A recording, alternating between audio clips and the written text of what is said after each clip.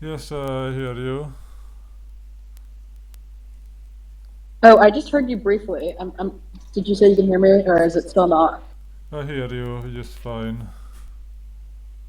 Okay, sorry about that. I've had a kind of stressful traveling day. Okay, so I talked to Kat for about an hour Yeah, earlier this week, I did. and we had an interesting conversation. One of the things that came out in the conversation, though, is that she is kind of convinced that um, transmaxing and transhumanism have a significant overlap, Let's see. but she suggested that you don't uh, agree with that view, or that's not sort of a term that you might use to describe to transmaxing rather. Um, Let's see. The thing is that I'm not really comfortable just going on board with that ideology. I have not really researched it, what it really means, but from what I heard, it's not really something I feel like I should push from the my limited reading about it. But I'm not sure exactly what transhumanism even means. But I don't really like relying a lot of technology and becoming dependent on it for our survival. I don't think it's a good idea. Yeah, let's say for I only really example, got fragments of your response. Yeah. you get an artificial heart and you connect it to the internet.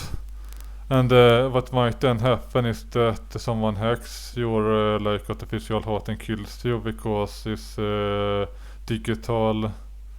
So I don't think you want to rely on technology too much. You want to make sure that even if technology fails, you can still live on. About that. So, what is this? The artificial heart? I don't think I got. Is that sort of on transhumanism? Yeah, Skepticism about transhumanism, or yeah, that's just one example of how it can go wrong. There's also many examples of it, even in video games. For examples of server system redux is a good case against transhumanism. If you have played that game or even watch a video about it, you can see how badly it can go when you go too far that route. yeah, I mean, so well, I should say the audio is still cutting out a little bit, so I'm not sure I got all of that. But it seems like if transhumanism is just, it depends, I guess, on how we define it, right? But if it's just using technology to somehow advance or extend human life, then it might not necessarily involve. I mean, it could be using a bicycle on some level as a form of transhumanism, to the Yeah, extent that it but that's not what people mean by it. It's typical stuff like right, merging yeah. with technology, uploading your consciousness and stuff like that. Or the Elon Musk idea with Neuralink, which is total insanity, by the way. If you just look into it, it's really really bad. Yeah, yeah. But so, I mean, to the extent that the transmaxing is kind of using um, hormones and it's using medical technology Yeah, to. but the hormones are natural human hormones. You work just with your normal biology, and while it is true that if you stop the hormones, you will become masculine again if you are MTF. It's not like you will die or anything. You're not super dependent on it. You can survive without it. You might just affect your appearance. And you know, Yeah. Yeah. I mean, I kind of just want to know more though about like why you wanted to start. Well, I guess I mean you put together the manifesto, right? yeah, if you're asking about my motivation, it's kind of complicated, and I cannot give you an easy answer, but Of course, I want to help people build this community to change the world for the better. I was interested in politics for a really long time, but I wasn't really able to change anything. But at least now I am able to have an impact, and I'm glad for that at least. But and also I do think the trans community had problems and still have to some extent, so I wanted to make something better. So I got that you are glad to have an impact. I heard that. And that maybe you were involved in politics for a while, but that this is, it's kind of, I sort of get like half of your sense. One thing that interests me is who do you think are, do you think like the only people who would benefit from transmaxing are people who already experience dysphoria, or is there a possibility that someone who No, does I not don't experience? think you need dysphoria to benefit from transitioning. Yeah, I think it might be that but most so people without yeah, dysphoria don't benefit from it though. It is hard to tell because we don't really have the studies on that. and what do you think is the sort of the profile of, if there is a general profile of someone who might benefit, if it's not dysphoria? Because I think the sense I got from Kat is that many people, in her opinion, people who don't have dysphoria but do pursue transition for sort of transmax reasons will eventually find out they have dysphoria. But it sounds like you might not have that position.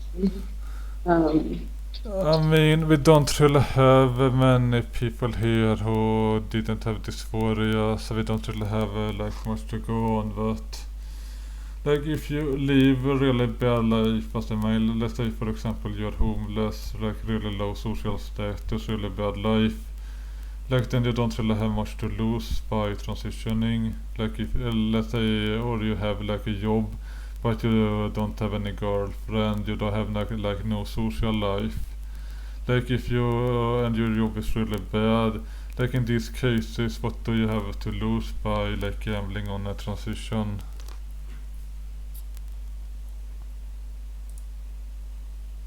Yeah, I mean, so it's basically like a last resort, it sounds like, for some people, where if you've tried other things and you're still not able to maybe get a girlfriend or, you know, build a community or otherwise integrate yourself into society, this might Yeah, be an option. yeah. The issue is that it's kind of time limited too, because for the HOT to be effective, you need to start early. But then you don't really have time to try everything first. You need to you make a decision. Are you going to keep trying to fix your life as a male, or are you going to instead try transitioning? Because once you have failed totally and completely as a male, you probably will not be able to pass. So that's maybe an issue with that idea. Yeah, I'm not sure I caught the end of that, but is it that if you don't transition by a certain age, it becomes more difficult to pass? Is that the idea? Yeah, and if you then try everything first, it will be too late then to pass. That's the issue. Yeah, because I get, Yeah, you cut out. I mean, what, if you don't pass, then I guess you kind of don't, would you say like the transition sort of doesn't really provide the benefits that it otherwise would? Yeah, it can even be detrimental. You don't get as nice as a body, so you might not like your own appearance as much, and you will have a harder time dating, and you will have a harder time socially. So you will lose out a lot of benefits by not doing an early transition. It's harder to justify later on. Yeah. I mean, one thing that when I sort of found the Transmaxxing manifesto and talked to my editor about wanting to write about sort of the philosophy behind it and stuff, he didn't think it was. He sort of thought that it was. He didn't think that it was something that people actually do. But it seems from talking to you and Kat and some people on the forum that there are people who have actually transitioned for transhumanism reasons. Do you know anyone who's transitioned who's actually like said who's sort of forthright about the fact that they might not have experienced dysphoria beforehand or something along Yeah, those lines? I'm not going to mention anyone, but there are Oh yeah, like, not by name. I'm just curious about the yeah, there general are. philosophy. I have come across it in this server. It's not that common. Most people who show up here have like dysphoria, and Sorry, they are. could you repeat what you said? Yeah, most people who show up here had the dysphoria. So they are like looking here because they don't want to bullshit up other spaces, because like in here, so in this server we have like people who know a lot about HRT and how to effectively transition. We don't really care too much about like the mainstream ideology about it. So people like it for that reason mostly, I think. Yeah, I mean that's one thing that stood out to me. I mean, there's a bunch of things stuck to me in the manifesto, but one of them was that. I mean, correct me if I'm wrong. It seems that the manifesto sort of advises pursuing, not necessarily pursuing medical transition through institutional channels, like not necessarily. I mean, maybe you would eventually get diagnosed with gender dysphoria, but potentially procuring hormones through other channels and not necessarily trusting therapists. Yeah, I'm It not. seems like now there's this whole. Yeah, Yeah, I'm not like saying that you shouldn't like go to a doctor. It kind of yeah. depends on the if you have like a good endocrinologist and you like what your doctor does and you like get hormone therapy that works for you, then of course you can do that. But I discovered was that a lot of people, when they try to go the official channel, they need to either wait for years, and even if they get it, they might not get the hormone therapy that is like best for them. Like a lot of doctors don't want to do monotherapy. They instead want to prescribe a lower dosage of oral estradiol and antiandrogens, which is at least long term not the best option. You want to eventually switch to probably injections with and only do injection, not taking antiandrogens, because that's the safest and most effective method. But a lot of doctors haven't adopted that yet, and this is a big problem. So even if you find someone official, it might not be a good doctor. But I don't really know how good the official channels are, because I don't really have too many people talking about it. So it just depends on if you find someone good, it might be the best way. But if you cannot get access to that, which might be very difficult, you need to go do it. There are like some sites that sell HRT without prescription. That might be an option for you. Or if you have a prescription, might be able to order it online that way. Yeah, that makes sense. Because I guess there's sort of. I mean, is the concern that if you get too low a dose of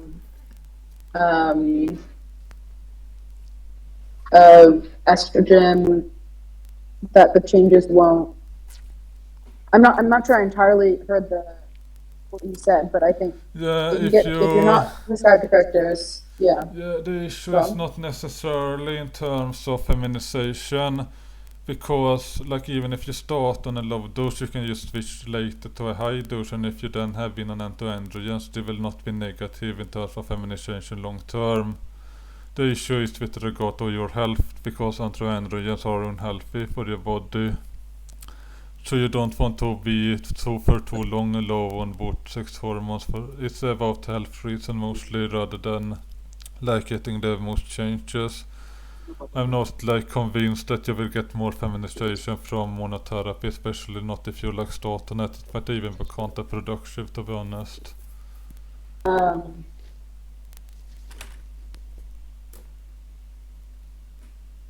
um, yeah, I also wanted to ask, I mean, there's this, in the manifesto talks about how some men have become obsolete because there's this transition from manual labor to automated labor, Yeah. virtual work done in virtual computer. Can you sort of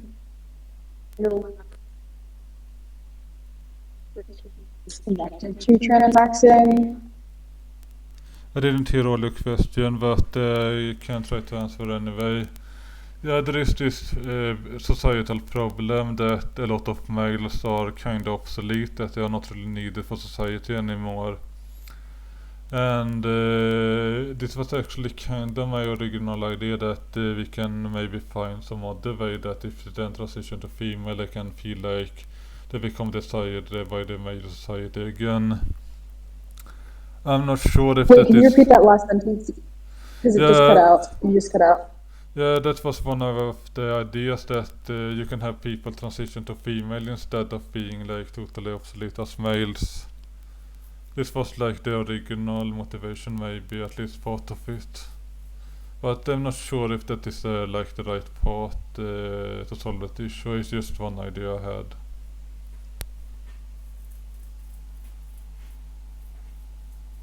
So just to make sure I got it, I'm cutting out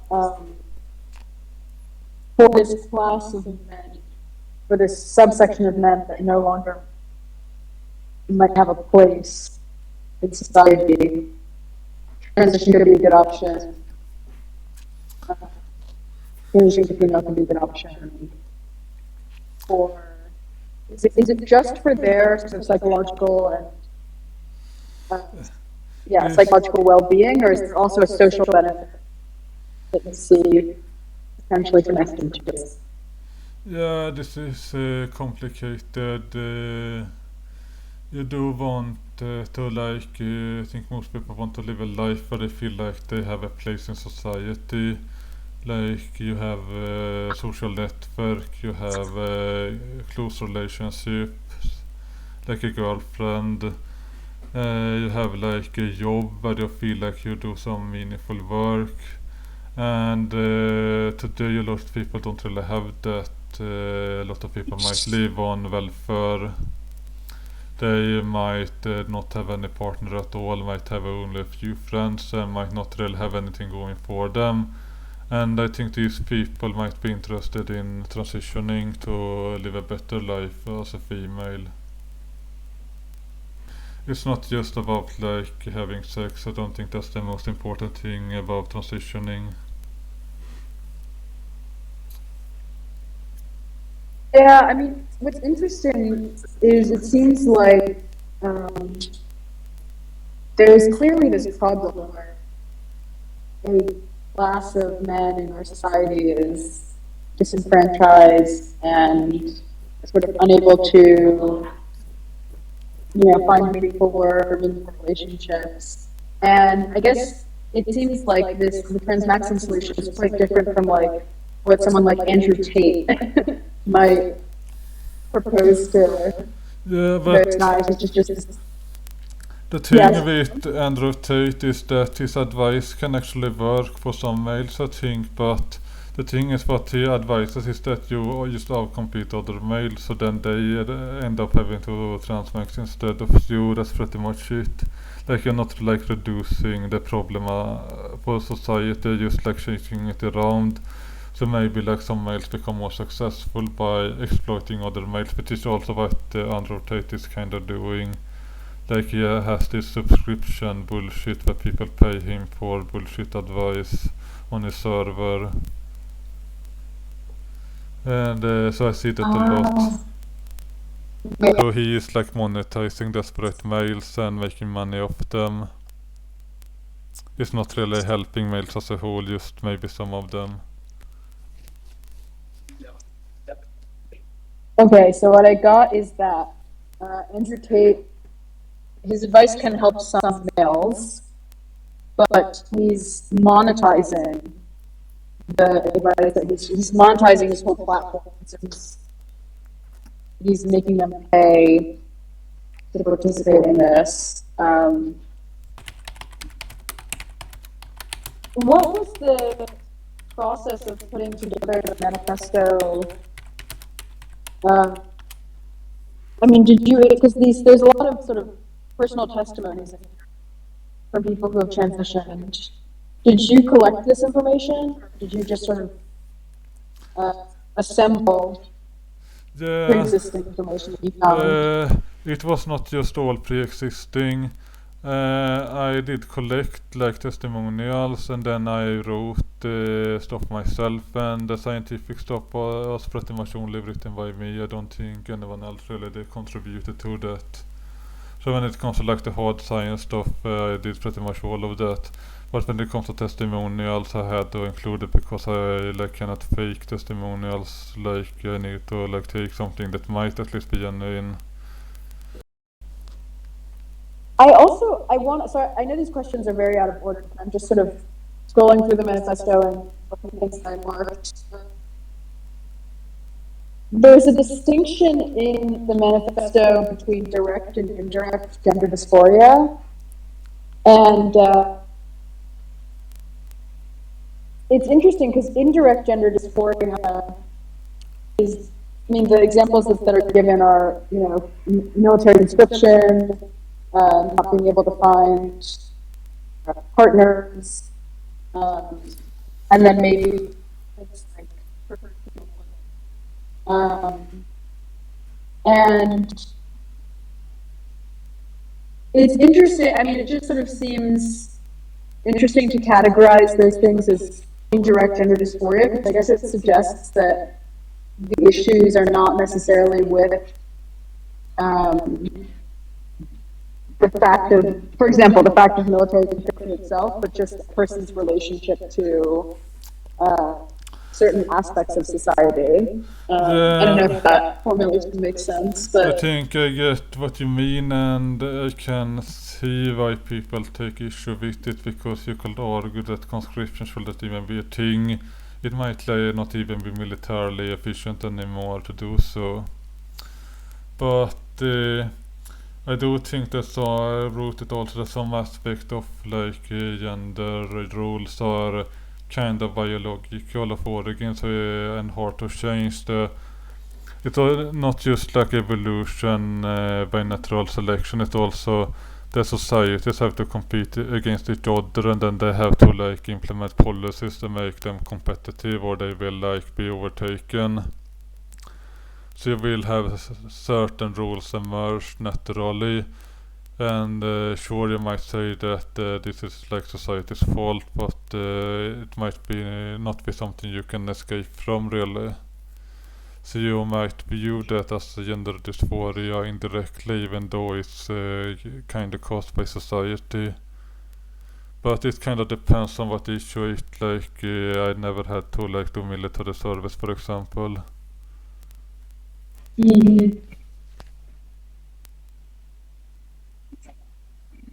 yeah. I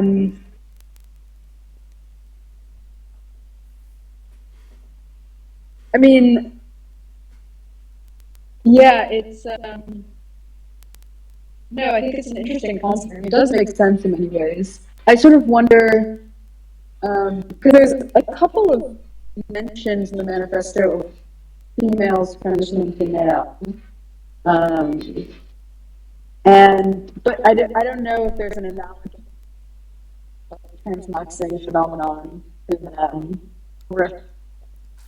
What is your take on? Is there ever a situation where it's like sort of, other than dysphoria, like advantageous maybe for a female to transition to male, in a similar way to male transition to female? Exact reasons. Personally, I will be fine with just banning FTM transition altogether. Not necessarily because there are no one who will benefit from it. I don't think it should be like allowed for societal reasons mostly.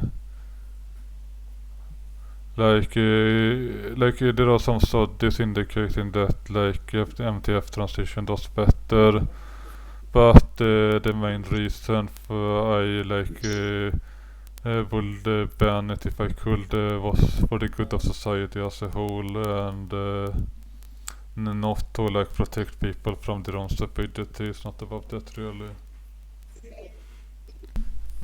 Yeah, what I said was that I will probably ban FDM transition if I could for the benefit of society, because I think it does more harm than good for society as a whole, and I believe that it's more important than the individual.